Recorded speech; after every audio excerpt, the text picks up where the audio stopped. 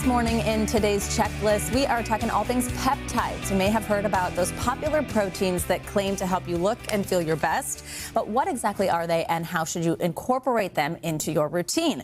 Well, here to break it all down is NBC News medical reporter Dr. Akshay Syal. Dr. Syal, always great to see you. Good morning. Good morning. Thanks for having me. Let's just start with the basics. What are these and how do they work? So I am so glad we are talking about this today because there's nothing more than I get more questions about from patients. And so, we'll, you know, a lot of claims, and we'll break those down for you. And we'll start with what are peptides, right? What are these molecules? And they're really, you know, think back to high school biology, Savannah, right? Just 3 years for you, 3 years ago. That was nice. That was nice. We talk about amino acids, and we put these together. We get peptides. So think of it like, you know, building blocks a child may play with. If you have a few of them, those are amino acids. You start to stack them on top of each other. You start to build a tower. Those are peptides. And they're involved with a lot of things in our body, from metabolism, from hunger to weight to appetite, all sorts of functions they play in the body. And now here's important, our body actually makes peptides on its own, about thousands of peptides that the body makes.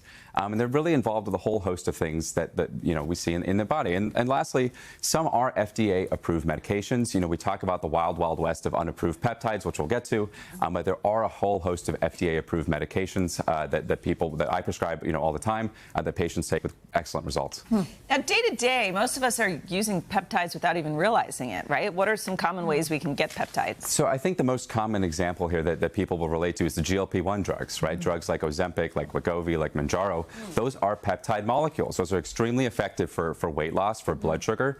I mean, those are in essence peptide molecules. Another one would be insulin, oxytocin, for example, or vasopressin. These are things that we prescribe all the time to our patients that they may not realize are actually peptides, and they've been taking them. There's also, guys, skin creams, things that dermatologists can recommend that have peptides in them. You know, if you walk to a beauty store, you may see these all the time: serums, lotions, potions, all sorts of things with peptides in them. And you know, when we talk to dermatologists about this, you know, should we be giving these to our patients? It's always a risk-benefit thing, and I think when you're applying things topically to the skin, you know, they tend to be, you know, less risk than injecting something that's unapproved. So dermatologists tend to lean towards, you know, try it for yourself, see how it is. You may get some results because, you know, think of it, as we age, our skin gets wrinkly, our skin gets you know, we get fine lines, it gets less sort of plump.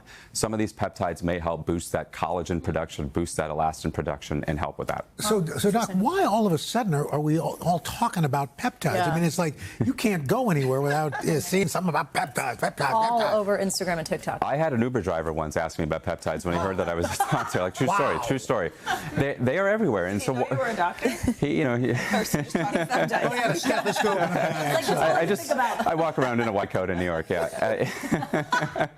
No, so Al, why are we talking about them? Instagram, TikTok, podcasts. You can't even open YouTube without seeing these things for peptides. And by the way, have you heard of the Barbie peptide? Have you guys heard of this? No. I'm not making this up. There's a peptide out there that people call the Barbie peptide. You know, they claim it make you tan without the sun. You can lose weight. You can, you know, sort of all these sorts of things boost your sex drive. I mean, who wouldn't want that? The problem is a lot of this stuff isn't backed by data, and I think that's where a lot of the caution has to be. Is there when we're talking about, there can be potentially, Al. You know, a lot of these peptides, these anti-aging peptides, can involve growth hormone, and if you take growth hormone, it can actually stimulate tumor production, cancer production. So this is something that we want to be very, very careful of. But a lot of this interest is driven in the sort of anti-aging biohacking community. I think people, though, they hear all this good stuff and they're like, does it actually work? Should my body be having more peptides? What do you think? So peptides, you know, as a class of medication, we are a fan of, right? We talk about the GLP-1s like Ozempic and Mounjaro. Those are peptides. Those are excellent drugs. Those are drugs that are backed by science, rigorous, randomized controlled trials.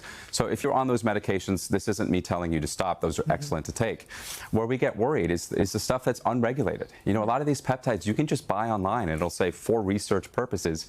That's a red flag. Watch out for that. You know, if it's not something that your doctor prescribes, if it's not something you're getting from a legit source, that's when we start to worry, and that's when a lot of the data doesn't really back it up. And why is this important? You know, the dosing might not be what it's actually on the bottle. The FDA is not testing these things. They could be contaminated with things that we don't even know about. So make sure you were talking to your doctor about that, because it's extremely important that if you are taking them, they know about it in case they interact with any medications that you're on. Good advice. Good to know. We're all talking about it. Dr. Syal, thanks so much. Thank you so much. Anytime. Hey, thanks for watching. And don't forget, you can catch the Today Show every morning on NBC or take Today when you're on the go. Just follow the Today podcast on Apple Podcasts, Spotify, or wherever you listen.